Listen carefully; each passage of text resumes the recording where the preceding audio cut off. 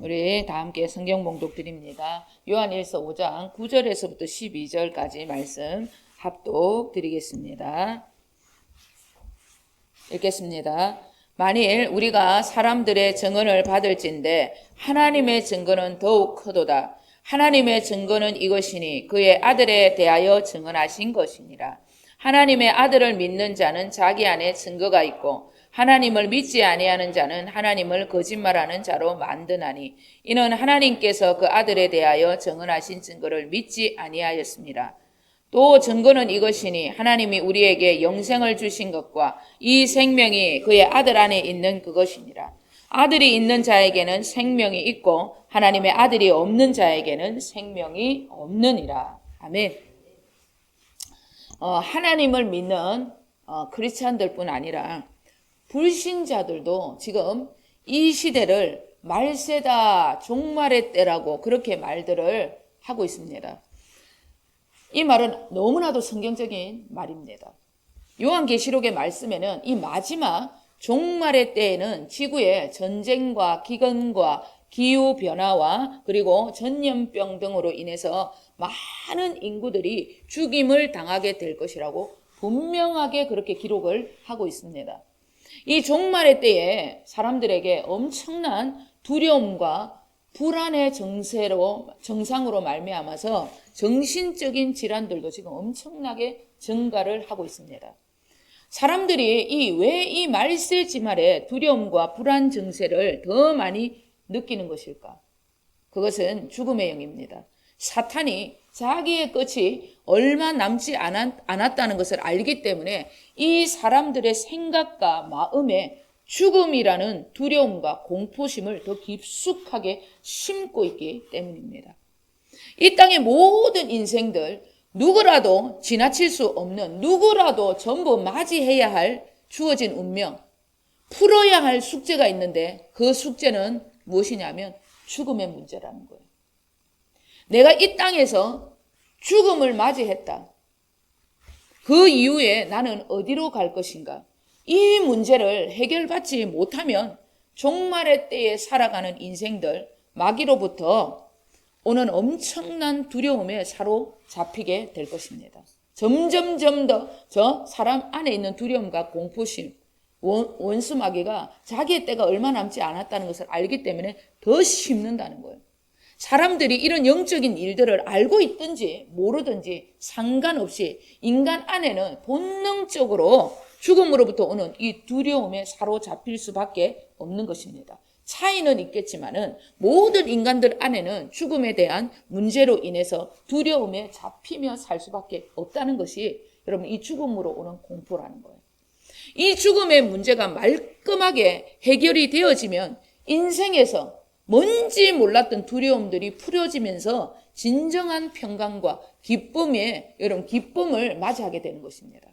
나는 정말로 이 죽음의 공포에서 해결을 받은 자인가? 그렇다면 그 사람 안에는 말할 수 없는 하나님이 주시는 기쁨과 평강, 천국이 넘치는 것을 날마다 경험하게 될 것입니다. 그리고 이 세상의 무거운 짐들도 이 죽음의 문제가 풀어지면 점점점 가벼워지고 여러분 사라지게 되는 것입니다. 교회라는 곳은 이 죽음의 문제를 해결해 주는 곳입니다. 그래서 교회를 다니는 하나님의 자녀들이 이 죽음의 문제를 해결받고 이 땅을 떠납니다. 그럼 그의 장례식은 눈물보다 기쁨의 찬송가가 넘쳐 흐르는 천국 한송식이 되어지는 것입니다. 교회 장례식에는 눈물보다 여러분 기쁨이 넘치고 곡소리보다는 찬양 소리가 그래서 울려 퍼지는 것입니다. 러시아의 작가 톨스토이는 이 세상에서 죽음만큼 확실한 것은 없다. 모든 세상은 불확실하지만은 죽음만큼은 반드시 오게 되는 확실한 것이다. 그럼에도 불구하고 많은 사람들이 이 죽음에 아무런 준비를 하고 있지 않다라는 너무나 중요한 말을 했습니다.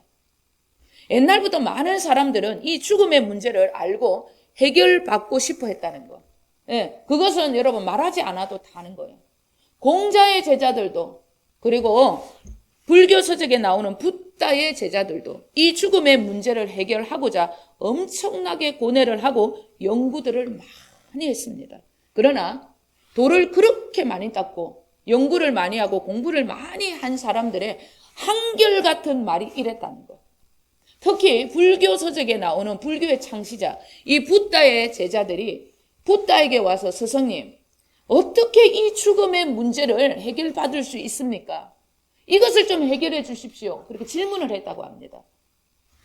그런데 붓다라는 이 스승님이 이런 말을 했어요. 내가 그 일을 어떻게 알 수 있겠느냐. 공자도 이렇게 얘기했습니다.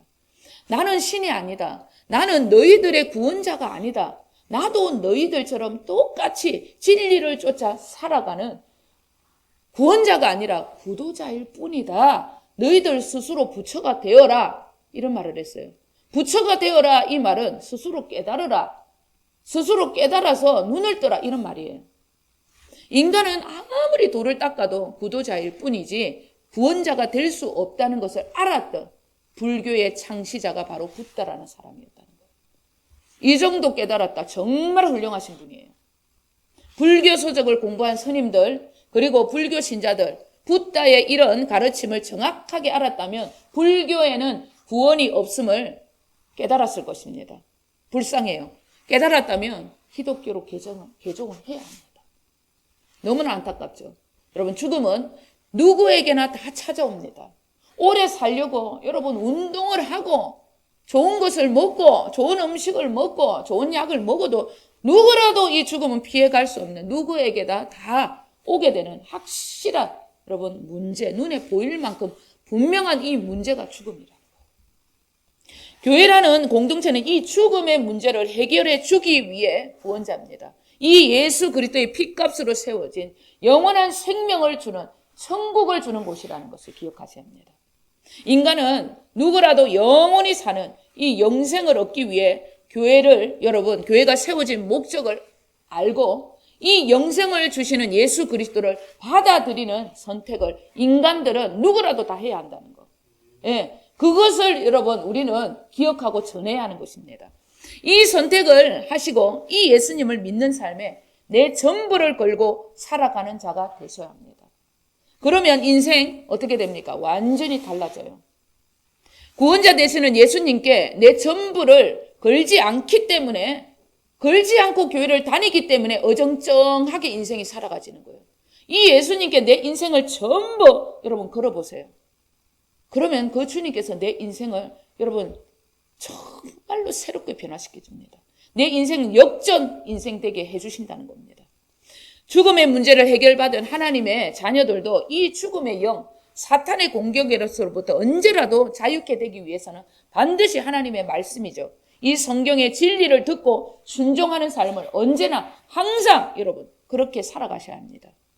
하나님의 말씀입니다. 이 말씀, 약속이라는 뜻을 가진 이 성경은 옛 언약, 구약과 새 약속, 새 언약, 신약으로 나눠져 있습니다. 그러면 이 성경을 하나님께서 그래서 구약 신약이에요. 약속의 말씀이기 때문에. 예. 왜 이 성경을 약속의 책, 언약이라고 말씀하고 있는 것일까? 무슨 약속을 하신 것일까? 사람에게는 전부 여러분 죄가 있습니다. 예. 나는 죄가 없습니다. 전부 있습니다. 내가 없다고 생각한다고 죄가 없는 게 아닙니다. 성경에는 이 땅의 모든 인생들 전부 죄인이다. 의인 한 명도 없다. 분명하게 그렇게 말씀하고 있습니다. 사람이 감기가 걸리지 않아요? 그러면 감기가 걸리면 그 감기에 따른 열매가 나타나는 거예요. 감기가 걸렸다 그러면 목이 아픈 거예요. 몸살기가 나는 겁니다. 열이 나요. 콧물이 납니다. 반드시 죄의 그 감기에 대한 열매가 나타나는 것처럼 죄도 반드시 열매, 결과가 나타날 수밖에 없는 것입니다. 죄인인 인간에게 주어진 죄의 열매, 그 결과가 바로 하나님의 심판을 거쳐 정해지는 지옥이라는 거예요. 죄의 결과는 반드시 사망입니다. 지옥입니다. 이 지옥, 인간의 죽음 문제를 해결해 주시기 위해서 하나님께서 이 인간들을 구원해 주시려고 당신의 아들, 이 땅의 구원자로 이 땅에 보내주셨다는 것입니다. 이 구원자가 인간의 죄를 위하여 십자가에서 죽으시고 부활하셨다. 그리고 더 나아가서 이 오순절날에 인간을 하나님의 성전으로 삼고자 인간 안에 그분이 영으로, 말씀으로 오셨다. 그리고 더 나아가서 온 세상을 새롭게 하기 위해서 이 세상에 이 주님이 심판주로 재림주로 다시 오실 것이다. 이 놀라운 사건을 기록하신 말씀, 약속의 말씀이 바로 성경이라는 거예요. 구약의 약속은, 구약의 약속, 옛 언약은 선지자를 통해 오게 될 구원자, 선지자들을 통해서 오게 될 구원자, 예수 그리스도에 관한 예언의 말씀입니다. 그리고 이 신약의 약속은 이 구원의 예언이 선지자가 말한 이 구원의 모든 예언들이 실제로 완성이 되어진 새 언약, 새 약속의 말씀입니다. 이 땅의 모든 인생들에게 죽음의 문제로부터 시작해서 많은 인생의 문제들을 완벽하게 해결해 주신 인간의 모든 구원의 놀라운 역사를 기록한 책이 바로 하나님의 말씀, 약속의 책, 성경이라는 것입니다. 이 약속을 깨닫고 지켜 행하는 자들은 인생이 완전히 달라진다는 거예요. 오늘 10월 27일, 오늘 종교개혁 주일입니다. 오늘. 종교개혁은 독일의 신학자 마틴 루터가 당시 천주교의 잘못된 가르침에 99가지의 조항문을 내걸고 구원과 신앙의 본질은 오직 성경뿐이다. 이것을 선포한 날이에요. 다시 성경으로 돌아가자. 천주교가 말하는 모든 진리는 99가가 잘못됐다. 신앙의 본질, 구원은 성경뿐이다. 이 진리의 말씀으로 돌아가자. 이것을 외친 날이에요. 그래서 기독교, 이 완벽한 하나님의 말씀을 증거하는 기독교가 탄생한 날이라는 거예요. 그 날이 오늘 기념하는 종교개혁 주일이라는 겁니다. 종교개혁 507주년을 기념하는 날이 오늘이라는 것입니다. 그래서 오늘 동성애 반대 연합집회가 서울에서 지금 열리고 있는 것입니다. 건국 대통령 이승만 대통령이 나라를 세울 때 이 나라는 기독교 국가가 되기를 원한다는 간절한 마음으로 성경책에 손을 올리고 이 나라를 하나님께 올려드립니다. 그 결과로 이 나라는 6.25 전쟁 때에도 기독교 국가였던 미국의 도움으로 기적적으로 민주주의 국가로 남게 되었다는 것. 이런 나라가 하나님의 말씀, 성경이 기록하고 있는 동성애가 너무나도 분명하게 죄라고 말을 하고 있는데 그 동성애 결혼을 합법화시키겠다고 난리를 피워요, 이 나라가. 그래서 교회들이 모여서 반대 집회 및 기도회를 오늘 서울에서 온 교회가 모여서 이 일을 여러분 반대하고 있다는 것. 그래서 오늘 서울에서 집회가 열리는 것입니다. 기독교 나라입니다. 미국과 캐나다, 영국, 유럽 등이 이 동성애 결혼 합법화로 인해서 그에 따른 엄청난 문제들이 지금 그 나라들에게 일어나고 있습니다. 뿐만 아니라 동성애가 죄라고 하는 하나님의 말씀을 버림으로 인해서 그들의 나라에는 복음화율이 지금 1%도 되지 않고 있습니다. 예배를 드리지 않습니다. 자기들의 종교가 기독교라고 말을 하는데도 주일 예배 모여서 예배 안 드립니다. 성경 안 봅니다. 전도도 안 합니다. 선교도 안 합니다. 그런데 자기들이 하나님을 믿는 자라고 천국 간다고 그렇게 말을 해요. 여러분 절대 천국 갈 수 없습니다. 이해되지 않는 소리. 그것이 전부 사탄의 여러분 미혹된 그런 말이라는 것입니다. 내가 예수님의 죽음과 부활을 믿는 하나님의 자녀라고 하면서 하나님의 말씀을 지켜 행하지 않는다. 가짜예요. 우리 이제 은총이가 제 딸이잖아요. 은총이가 저기 있습니다. 우리 은총이가 저는 엄마를 믿습니다. 이렇게 말을 합니다. 그런데 내가 말하는 말을 듣지도 않고 조금도 지켜 행하지도 않습니다. 절대 여러분 쟤는 나를 믿는 게 아니라는 거예요. 도리어 나를 우습게 여깁니다. 듣는 척 하면서 말 한마디도 지켜나가죠. 지 하고 싶은 대로 합니다. 저를 여러분 믿는다는 것은 저의 모든 말을 지켜 행한다는 뜻이 포함된 거예요. 우리가 예수님을 믿는다, 하나님의 자녀다라고 말을 하는 것은 하나님의 말씀을 여러분 듣고 귀를 기울이고 그 말씀을 여러분 지켜 행한다는 뜻이에요. 그런데 하나님의 자녀들이 자기 마음대로 하나님의 말씀은 이건 아니니까 버려버리고 저것도 아니니까 버려버린다. 절대 믿음 아니라는 것입니다. 믿는 거 아닙니다. 캐나다에서는 이 동성애 합법화로 인해서 아빠, 엄마라는 단어를 쓰지 못하고 있습니다. 왜? 여자, 남자로 구분을 시키는 단어이기 때문입니다. 동성애 합법화라는 것은 남자, 여자라는 구분을 지어서는 안 되는 생물학적 성에 대한 말을 절대 해서는 안 되는 법이에요. 젠더라는 거, 사회가 주는 성을 기억해라는 거. 요것을 합법화시켰다는 겁니다.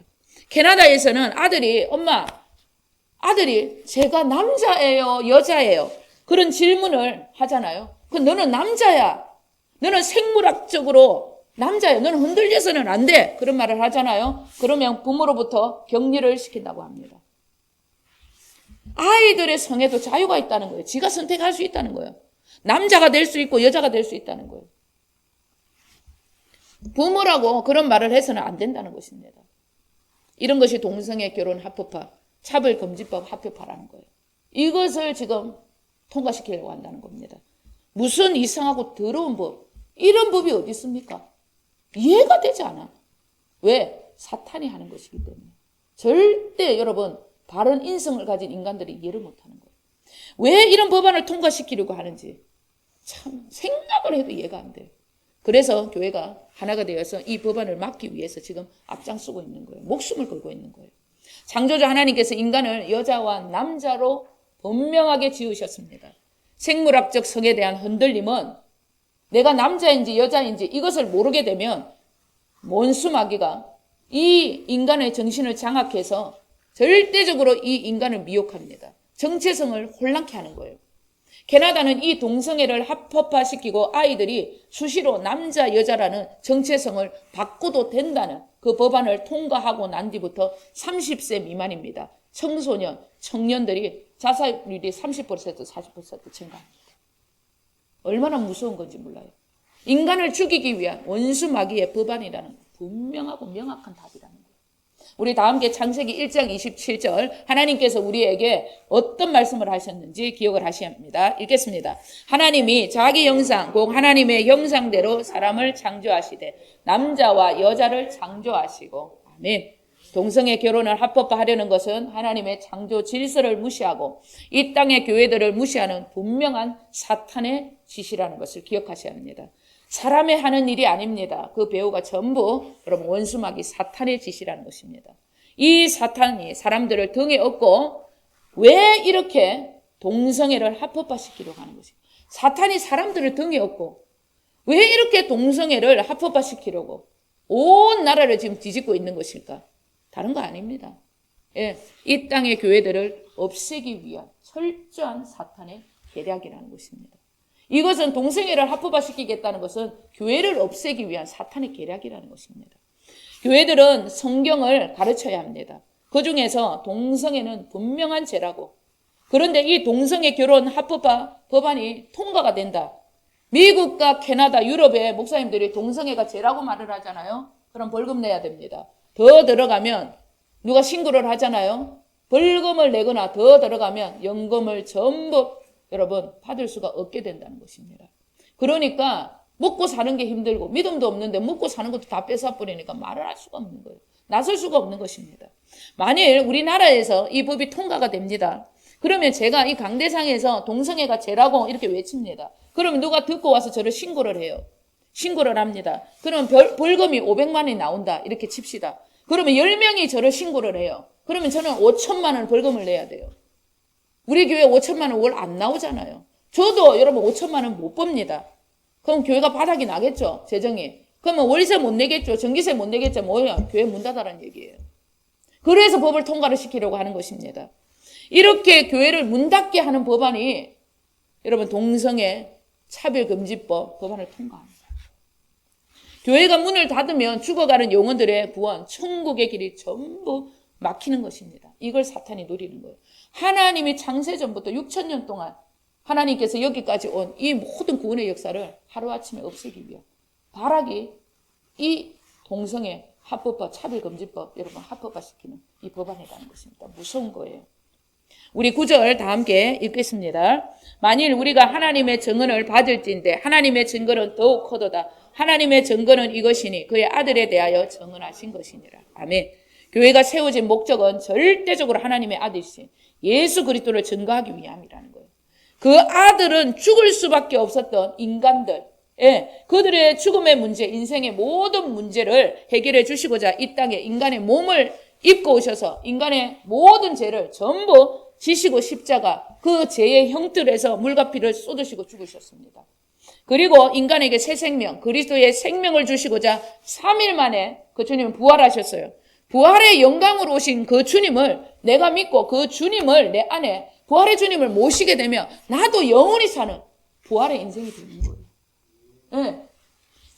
이 놀라운 복음을 전하지 않으면 모든 인간들은 전부 제 결과로 말미암아 영원한 죽음밖에 없는 지옥으로 여러분 끌려가게 되는 거예요.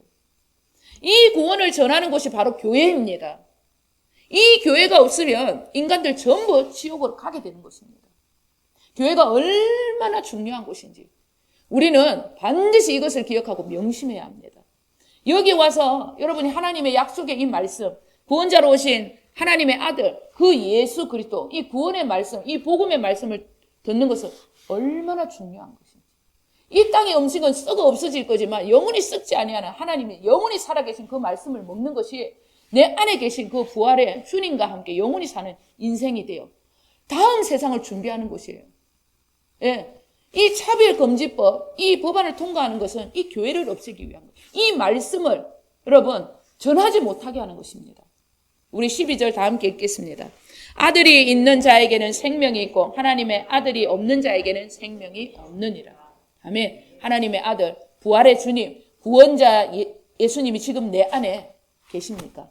그러면 나는요, 그것이 내 안에 확실하게 느껴진다면, 확실하게 믿게 된다면 나는 죽음의 문제를 해결받은 천국의 백성, 하나님의 자녀가 되었다는 것을 믿으셔도 됩니다. 예, 부활의 주님, 부활하신 그 주님이 지금 내 안에 계시다. 이것이 여러분 내가 정확하게 여러분 흔들림 없이 믿어진다. 그러면 나는 완전한 하나님의 자녀라는 것입니다. 하나님의 말씀이 우리에게 아들이 있는 자, 영원한 생명이 있다. 천국 간다. 그리 말씀을 하셨다면 우리는 반드시 여기에 아멘 하셔야 합니다.